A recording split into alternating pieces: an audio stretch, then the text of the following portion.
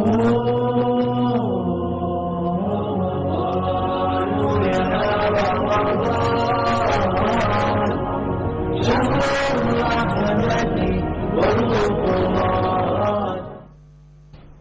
اللہ الرحمن الرحیم. عزیزان محترم، سلسلہ تقاریر جاری ہے اور ہم آج 17ویں منزل میں اپنے آپ کو پیش کر رہے ہیں. یہ کہنا بیجا نہ ہوگا کہ ماہ رمضان المبارک نفوس کی تطہیر کا مہینہ ہے، یعنی اس سے بہتر کوئی اور مہینہ نہیں میسر آئے گا جس میں مکمل کلینزنگ ہو رہی ہو ہر اعتبار سے، خواہ وہ روح ہو، وہ جسم ہو، وہ جاں ہو، ہر ایک کی تطہیر کا یہ مہینہ ہے. ایسے مہینے کی برکتوں اور ایسے مہینے کی سعادتوں کو سمیٹنے کے لیے اس سے بہتر اور کیا ہوگا کہ انسان مسلسل مستغرق رہے قرآن مجید کے تعلق سے. اب اگر وہ تعلق تلاوت کی صورت میں قائم ہوتا ہے فبہا، اگر وہ تعلق معنی اور ترجمے کے تعلق سے پیدا ہو رہا ہے اس سے بہتر کیا، اور اگر یہ تعلق بڑھتے بڑھتے تشریح اور تفسیر کی منزل پر آ جائے تو میں سمجھتا ہوں کہ وہ کہ جس کے لیے لفظ سبحان اللہ کہا گیا، یہ حقیقت امر ہے کہ قرآن مجید نے ہی ہماری ہدایت کی ہے. زندگی کے ہر شعبے میں قرآن ہدایت کر رہا ہے. وہ شعبہ سفر کا ہو تو قرآن ہدایت کر رہا ہے، وہ شعبہ حضر کا ہو تو قرآن ہدایت کر رہا ہے، وہ شعبہ ایسی کیفیت کا کہ جس میں تعلیم اور تربیت انسان کے پیش نظر ہے تو قرآن ہی ہدایت کرتا ہوا ہمیں مل رہا ہے. اور جہاں قرآن ہر گام پر، ہر موڑ پر، ہر موقع پر ہدایت کر رہا ہو، وہاں پر پھر انسان فکری تنہائی کا شکار نہیں ہوتا. قرآن نے ریسکیو کیا ہے عقول انسانی کو تنہائی فکر سے، اور اس طرح سے کہ اب کیسا ہی موسم ہو، کیسے ہی حالات ہوں، کیسے ہی معاملات ہوں، یہ قرآن ہی ہے جو رہنمائی کرے گا. اور ظاہر ہے رہنمائی کرنے کا حق قرآن سے بڑھ کر کس کو ہو سکتا ہے؟ کلام ربانی ہے، فرمان باری ہے، اور الہی ہدایتوں کا مظہر ہے قرآن مجید.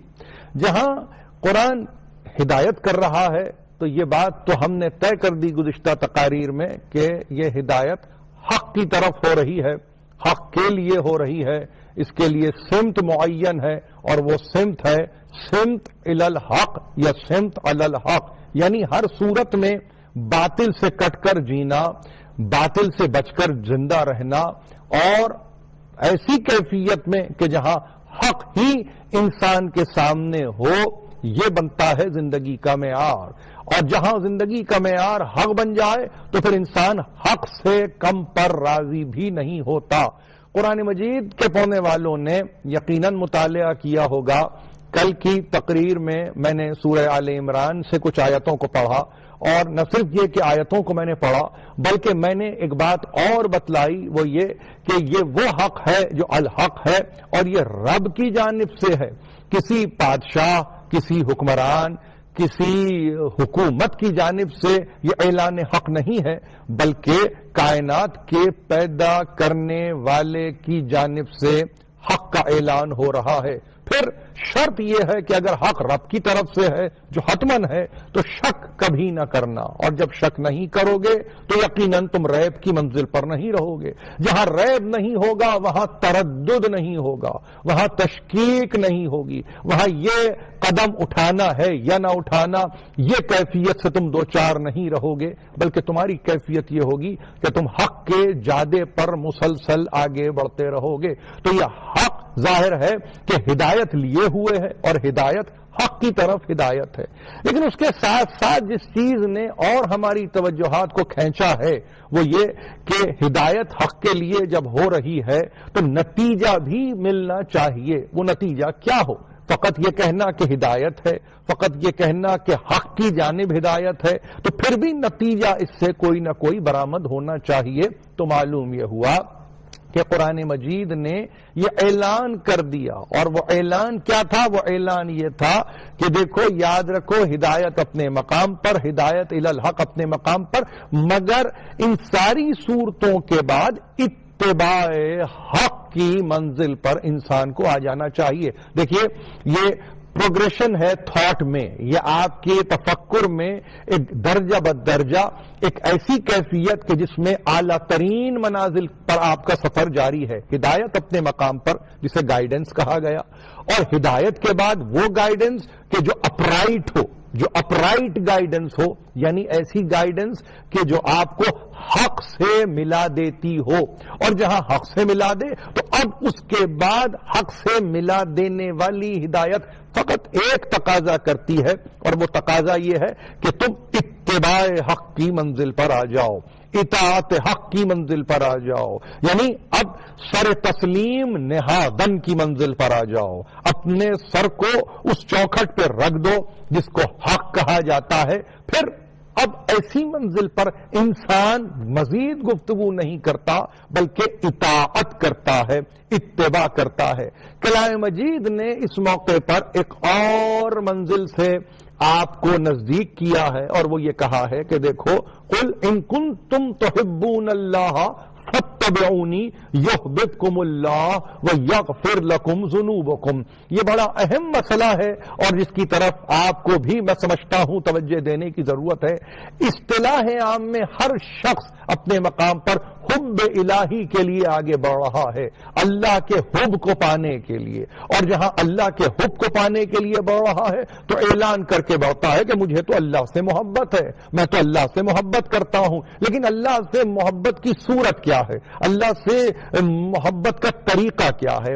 اللہ سے محبت کا فارمولا کیا ہے؟ قل ان کنتم تحبون اللہ، یہ تمہارے پاس آتے ہیں اور تم سے کہتے ہیں ہمیں تو اللہ سے محبت ہے۔ ظاہر ہے کہ اللہ سے کس کو محبت نہیں ہے؟ مخلوقات میں سب کو ہے، جمادات ہوں کہ نباتات، حیوانات ہوں کہ اشرف المخلوقات، سبھی ہیں کہ اس کی محبت میں گرفتار ہے۔ کیوں نہ ہو؟ اس لیے کہ پیدا کرنے والا ہے، اس لیے کہ پرورش کرنے والا ہے، اس لیے کہ پالنے والا ہے، اس لیے کہ رزق رساں ہے، اس لیے کہ دینے ہی والا ہے۔ تو جب سب کچھ اس کی بارگاہ سے ہے تو محبت تو طے شدہ امر ہے، مگر یہ محبت بھی کچھ مظاہر چاہتی ہے، یہ محبت بھی کوئی ایسی صورت چاہتی ہے کہ جس میں تمہارا دعویٰ فقط دعویٰ نہ رہے بلکہ دلیل بن جائے۔ اور دلیل کس طرح سے بن جائے؟ کہ جب تم کہو کہ تمہیں اللہ سے محبت ہے تو ہم تمہیں وہ راستہ بتا دیں جس کے نتیجے میں تمہاری محبت ثابت ہو جائے۔ ان کنتم تحبون اللہ، اگر تم یہ کہتے ہو کہ تم اللہ سے محبت کرتے ہو تو پھر کیا ہو؟ فاتبعونی، میری اتباع کرو۔ نبی کو یہ اختیار ملا، نبی کو یہ اتھارٹی ملی کہ اللہ سے محبت کرنے والے اگر کبھی دعویٰ محبت کریں تو ایسی صورت میں تنہا دعویٰ کافی نہیں ہے، دلیل میں یہ ضروری ہے کہ تم کہو کہ میری اتباع کرو۔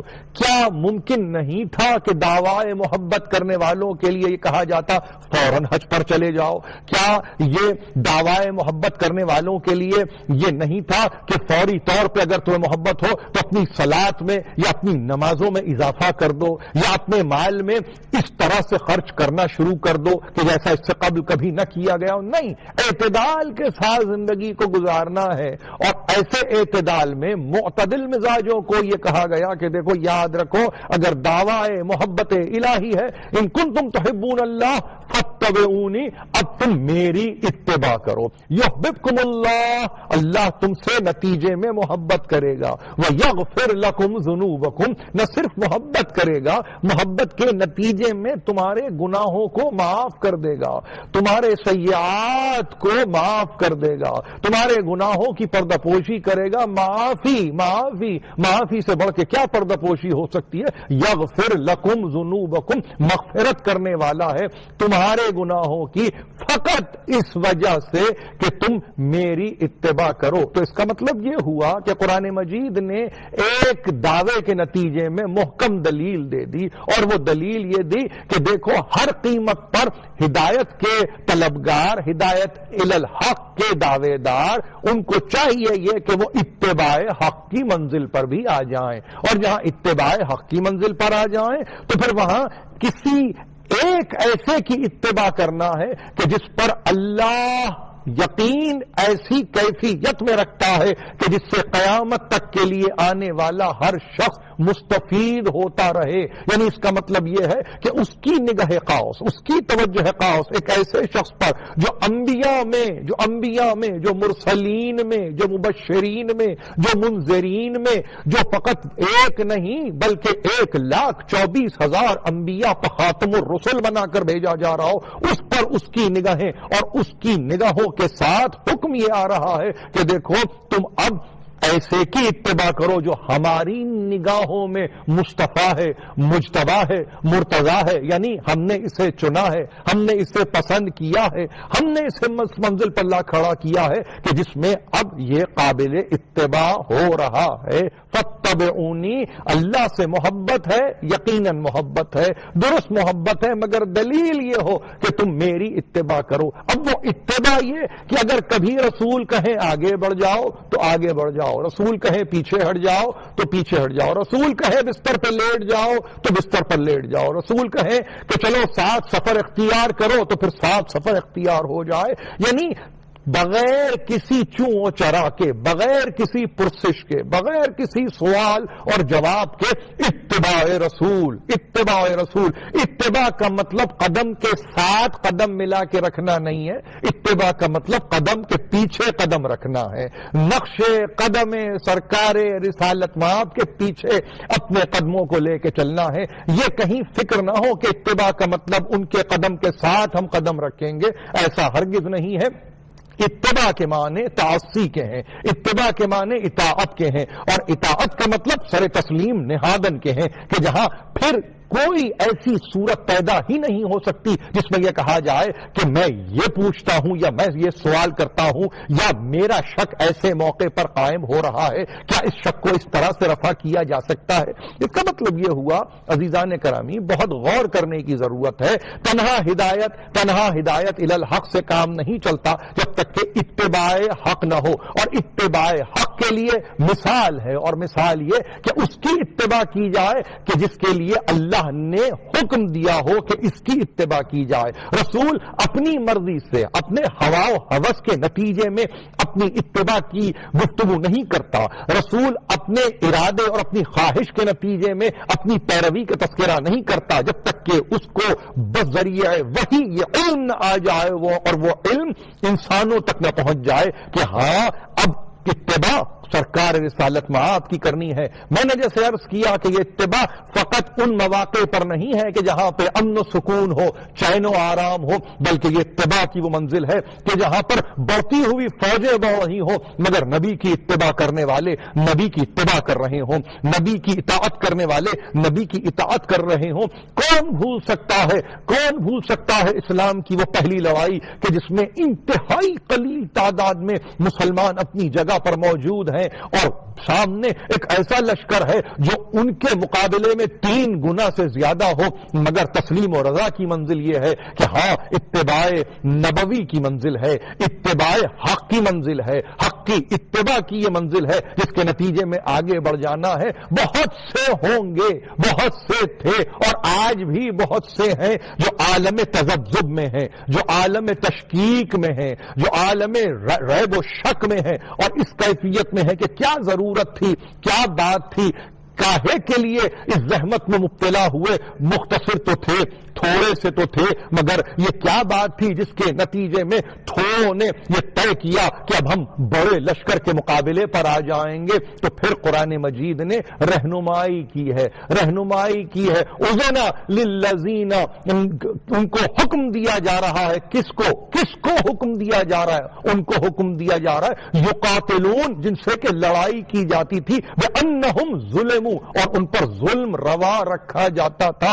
اذن، حکم کے تحت یہ لڑائی تھی، اذن کے تحت یہ لڑائی تھی. یہ بیجا لڑائی نہیں تھی، یہ اپنی مرضی کے نتیجے میں لڑائی نہیں تھی، بلکہ قرآن مجید نے وضاحت سے کہہ دیا کہ یہ حکم صریحی ہے، نص قرآن ہے. نص قرآن یعنی اصول قرآن ہے. جہاد کے تعلق سے رہنمائی کرتے ہوئے کہا کہ وہ بھی اتباع حق ہے، یعنی حق کی اتباع ہے، حق کی پیروی ہو رہی ہے. اور پھر کیوں نہ ہو؟ اس لیے کہ جن کو تنگ کیا جاتا ہو، جن کو ذلیل و رسوا کیا جاتا ہو، جن پر زندگی کو تنگ کیا جاتا ہو، انہی کو یہ حکم مل رہا تھا کہ دیکھو گھبرانے کی ضرورت نہیں، اب تمہیں بھی حکم دیا جاتا ہے فقط اس لیے کہ وہ تم سے لڑتے ہیں. یقاتلون، تمہیں قتل کر رہے ہیں، تمہیں بیجا مار رہے ہیں، تمہیں ختم کر رہے ہیں، تمہاری عددی گنتی کو تہس نہس کر رہے ہیں. بأنہم ظلموا، اور اس لیے یہ حکم دیا جا رہا ہے، اس کی وجہ بتائی گئی کہ ان پر ظلم کیا گیا. اور ظلم کیا تھا؟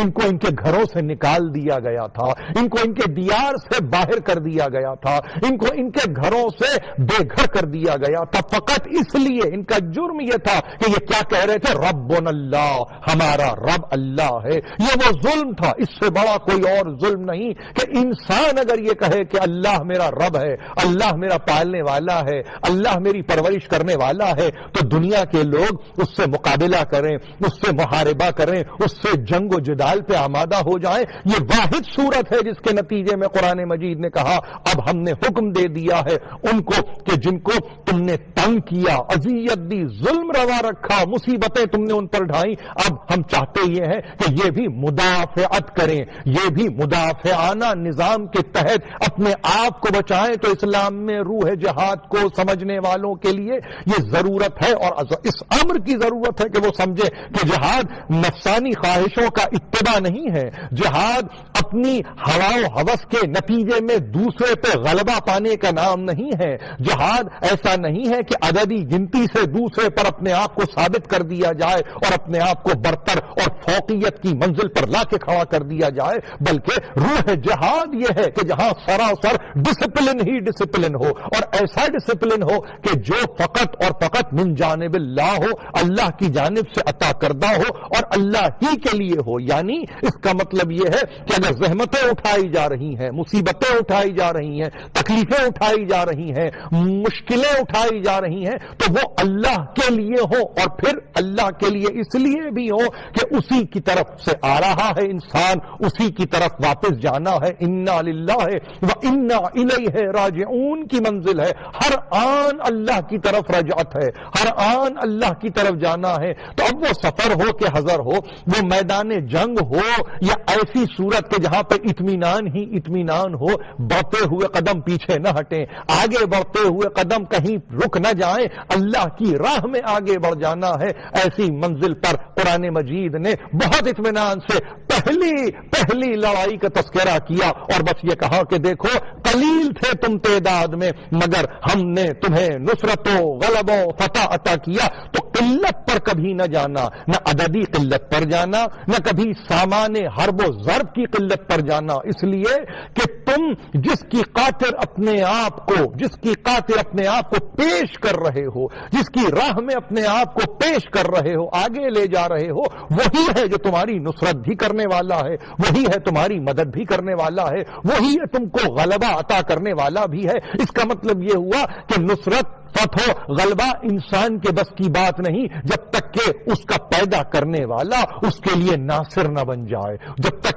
اس کا پیدا کرنے والا اس کے لیے فاتح نہ بن جائے، جب تک اس کا پیدا کرنے والا اس کے لیے غالب نہ بن جائے. یہ فتح و نصرت و غلبہ انسان کے بس میں اس وقت تک نہیں ہو سکتا جب تک کہ اللہ نہ چاہے کہ اسے فتح و نصرت نصیب ہو. ایسی صورت میں مسلمانوں کو ساری دنیا میں یہ بات سمجھنا چاہیے کہ اصل جہاد، روح جہاد، اساس جہاد اصل میں اللہ ہی کی جانب سفر کرنے کا نام ہے. اس میں ہوا نہیں، ہوس نہیں، نفس نہیں، شہوت نہیں، کچھ نہیں، بلکہ اب جو کچھ بھی ہے وہ خدا کے لیے ہے، خدا کی طرف ہے اور خدا ہی کی سمت ہے. پروردگار سے یہی دعا کرتا ہوں اور رخصت ہوتے ہوئے یہ دعا کرنا چاہتا ہوں کہ پروردگار مملکت خداداد پاکستان کی حفاظت فرما، ملت کو متحد رکھ، مملکت کو مستحکم فرما. وآخر دعوانا ان الحمدللہ رب العالمین.